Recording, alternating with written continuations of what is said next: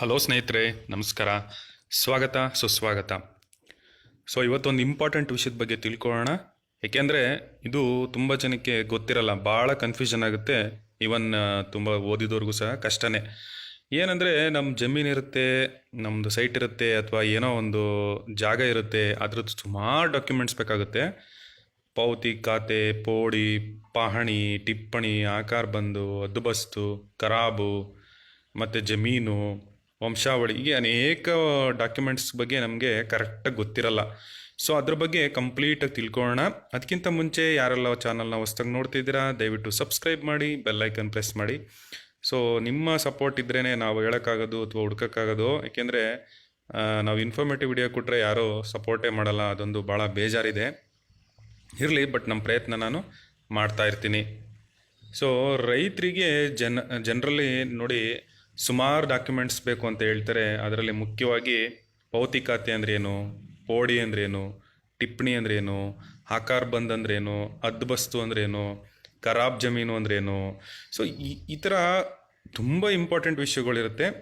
ಬನ್ನಿ ಅದನ್ನು ಸಿಂಪಲಾಗಿ ತಿಳ್ಕೊತಾ ಹೋಗೋಣ. ಪಾವತಿ ಖಾತೆ ಅಂದರೆ ಏನಪ್ಪ? ಪಿತ್ರಾರ್ಜಿತ ಆಸ್ತಿಯ ಹಕ್ಕನ್ನ ರೈತರು ತಮ್ಮ ಹೆಸರಿಗೆ ವರ್ಗಾವಣೆ ಮಾಡ್ಕೊಳ್ಳೋ ಅಂಥ ಒಂದು ಪ್ರತಿಕ್ರಿಯೆನ, ಅಂದರೆ ಹೆಸರನ್ನ ಪಾವತಿ ಖಾತೆ ಅಂತ ಹೇಳ್ತಾರೆ.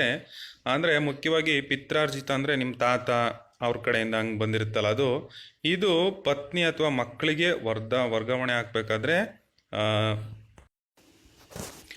ಮುಖ್ಯವಾಗಿ ಏನಪ್ಪ ಅಂದರೆ, ಈಗ ಪಿತ್ರಾರ್ಜಿತ ಆಸ್ತಿ ಹಕ್ಕು ಅಂದರೆ ತಮ್ಮ ಕುಟುಂಬಕ್ಕೆ ಅಂದರೆ ಪತ್ನಿ ಅಥವಾ ಮಕ್ಕಳಿಗೆ ವರ್ಗಾವಣೆ ಮಾಡಬೇಕಾದ್ರೆ ನಿಯಮದ ಪ್ರಕಾರ ಯಾವುದೇ ವ್ಯಕ್ತಿ ಅವರು ಅಂದರೆ ಸಾವನ್ನಪ್ಪಿದಾಗ 28 ದಿನಗಳ ಒಳಗಡೆ ಸಂಬಂಧಪಟ್ಟಂತಹ ಗ್ರಾಮಲೆಕ್ಕಿಗ ಅಂತ ಏನು ಹೇಳ್ತೀವಿ, ವಿಲೇಜ್ ಅಕೌಂಟೆಂಟ್ ಅಂತ ಏನು ಹೇಳ್ತೀವಲ್ಲ, ಅವ್ರ ಹತ್ರ ಹೋಗ್ಬಿಟ್ಟು ಮರಣ ಪ್ರಮಾಣ ಪತ್ರ ತಗೊಂಡು 1 ವರ್ಷ ಅವ್ರಿಗೆ ಕೊಟ್ಟು 1 ವರ್ಷದ ಒಳಗಾಗಿ ತಹಶೀಲ್ದಾರ್ಗೆ ಸಹ ಕೊಡಬೇಕಾಗುತ್ತೆ. 1 ವರ್ಷದ ಮೇಲ್ಪಟ್ಟ ಪ್ರಕರಣಗಳಿಗೆ JMF ನ್ಯಾಯಾಲಯದ ಮೂಲಕ ಮರಣ ಪತ್ರ ಪಡ್ಕೊಂಡು ಪಾವತಿ ಖಾತೆನ ಪಡ್ಕೊಳ್ಳೋದಕ್ಕೆ ಅರ್ಜಿನ ಸಲ್ಲಿಸಬೇಕಾಗುತ್ತೆ ಸ್ನೇಹಿತರೆ.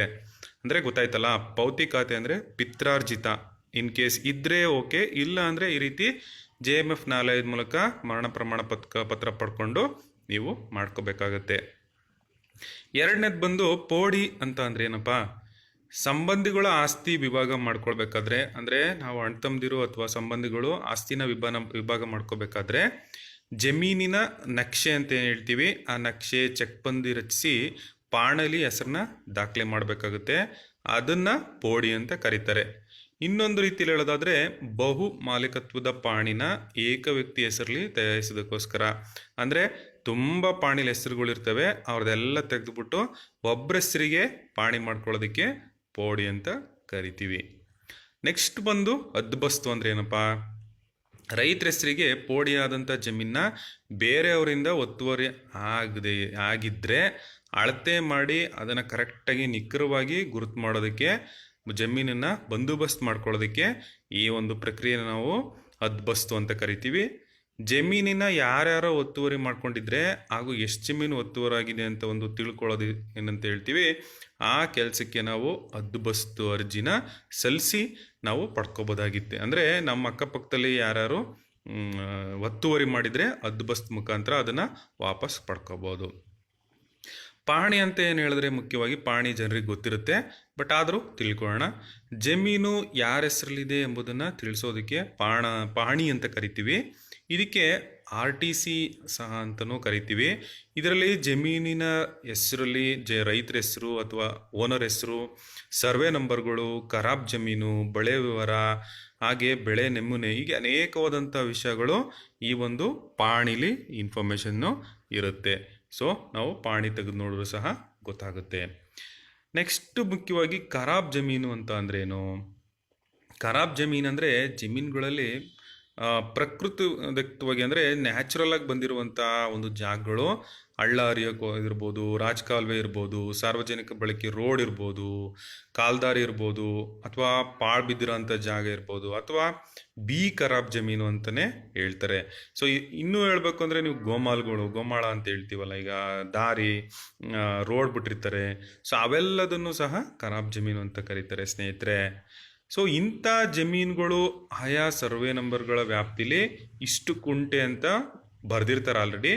ಈಗ ನಮ್ಮದೊಂದು ನೀವು ಪಾಣಿ ತೆಗೆದು ನೋಡಿದ್ರೆ ನಿಮ್ಮ ಜಮೀನು ಪ್ಲಸ್ ಆ ಖರಾಬ್ ಜಮೀನು ಅವು ಮೆನ್ಷನ್ ಆಗಿರುತ್ತೆ. ಸುಮಾರು ಜನ ನಾವು ನೋಡ್ತಿರ್ತೀವಿ, ಈಗ ಸೈಡ್ ತಗೊಂಡಿರ್ತಾರೆ, ಅದು ಖರಾಬ್ ಜಮೀನಾಗಿರುತ್ತೆ, ಅಂದರೆ ರಾಜಕಾಲುವೆ ಹೋಗಿರುತ್ತೆ ಅಥವಾ ರೋಡ್ ಇರುತ್ತೆ ಹಂಗೆ.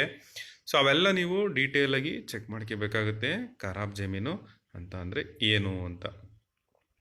ಇನ್ನೊಂದು ಮುಖ್ಯವಾದಂಥ ಅಂಶ ಏನಪ್ಪ ಅಂದರೆ ಟಿಪ್ಪಣಿ ಅಂತ ಕರೀತಾರೆ. ಟಿಪ್ಪಣಿ ಅಂದರೆ ಏನಪ್ಪ ಅಂದರೆ ಸ್ವತಂತ್ರ ಪೂರ್ವದಲ್ಲಿ ರಾಜ್ಯದ ಜಮೀನುಗಳನ್ನ ಸರ್ವೆ ಮಾಡಿದ್ರಂತೆ. ಮಾಡಿದಾಗ ಸ್ವತಂತ್ರ ನಂತರ ಮತ್ತೆ ಅದನ್ನು ಜಮೀನನ್ನು ಅಳತೆ ಮಾಡಿದ್ದಾರೆ. ಸ್ವತಂತ್ರ ಪೂರ್ವ ಮತ್ತು ಸ್ವತಂತ್ರ ನಂತರ ಮಾಡಲಾದಂಥ ಅಳತೆಗಳು ಕೆಲವು ತಪ್ಪುಗಳನ್ನ ಸರಿಪಡಿಸಲಾಗಿದೆ. ಆ ರೀತಿ ಅದನ್ನೆಲ್ಲ ಸರಿಪಡಿಸಿರುವಂಥದ್ದನ್ನೇ ಟಿಪ್ಪಣಿ ಅಂತ ಕರೀತಾರೆ ಸ್ನೇಹಿತರೆ. ನೆಕ್ಸ್ಟ್ ಇನ್ನೊಂದು ಮುಖ್ಯವಾದಂಥ ವಿಶೇಷ ಅಂದರೆ ಆಕಾರ್ ಬಂದ್ ಅಂತ ಹೇಳ್ತಾರೆ.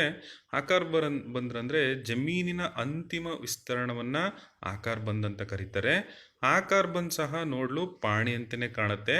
ಇದರಲ್ಲಿ 29 ಕಾಲಮ್ಗಳಿರುತ್ತೆ ಸ್ನೇಹಿತರೆ. ಇದರಲ್ಲಿ ಇದು ಸಹ ನೋಡೋದಕ್ಕೆ ಪಾಣಿ ಥರನೇ ಕಾಣುತ್ತೆ ಆಕಾರ್ ಬಂದು. ಹಾಗೆಯೇ ಮುಟೇಷನ್ ಅನ್ನೋದು ಭಾಳ ಇಂಪಾರ್ಟೆಂಟು. ನೀವು ಮುಟೇಷನನ್ನು ಅಂದರೆ ವರ್ಷ ನೀವು ತಗೋತಿದ್ರೆ ಭಾಳನೇ ಇಂಪಾರ್ಟೆಂಟ್ ಆಗಿರುತ್ತೆ. ಮುಟೇಷನ್ ಪ್ರಾಪರ್ಟಿ ಅಂತ ಏನಂದರೆ ಆಸ್ತಿ ಜಮೀನು ಯಾರಿಂದ ಯಾರಿಗೆ ಪ್ರಾಪರ್ಟಿ ವರ್ಗಾವಣೆ ಆಗಿದೆ ಎಂಬುದನ್ನು ತಿಳಿಸೋದಕ್ಕೋಸ್ಕರ ಈ ಒಂದು ಮುಟೇಷನ್ನು ಸಿಗುತ್ತೆ. ಇದು ಗಿಫ್ಟು, ಸೇಲು, ವಿಲ್ಲು ಮತ್ತು ಉತ್ತರಾಧಿಕಾರ ಎಲ್ಲ ಬರೋವಂಥ ಎಲ್ಲ ವರ್ಗಾವಣೆಯಿಂದ ಬರೋವಂಥ ಇನ್ಫಾರ್ಮೇಷನ್ನ ಈ ಒಂದು ಮುಟೇಷನ್ನು ನಮಗೆ ತಿಳಿಸುತ್ತೆ ಸ್ನೇಹಿತರೆ. ಸೊ ನಾನು ಆಗಲೇ ಹೇಳಿದಾಗೆ ಮುಟೇಷನ್ ಭಾಳ ಇಂಪಾರ್ಟೆಂಟ್. ಯಾಕೆಂದರೆ ನಮಗೆ ಗೊತ್ತಿಲ್ಲದಂಗೆ ಎಷ್ಟೋ ಜಮೀನುಗಳು ಬೇರೆ ಬೇರೆ ಹೆಸರಿಗೆ ಹೋಗ್ಬಿಟ್ಟಿರ್ತವೆ. ಹಾಗಾಗಿ ನೀವು ಮುಟೇಷನ್ನ ಅವಾಗವಾಗ ತೆಗೆಸಿ ನೋಡ್ತಾ ಇರಬೇಕಾಗುತ್ತೆ.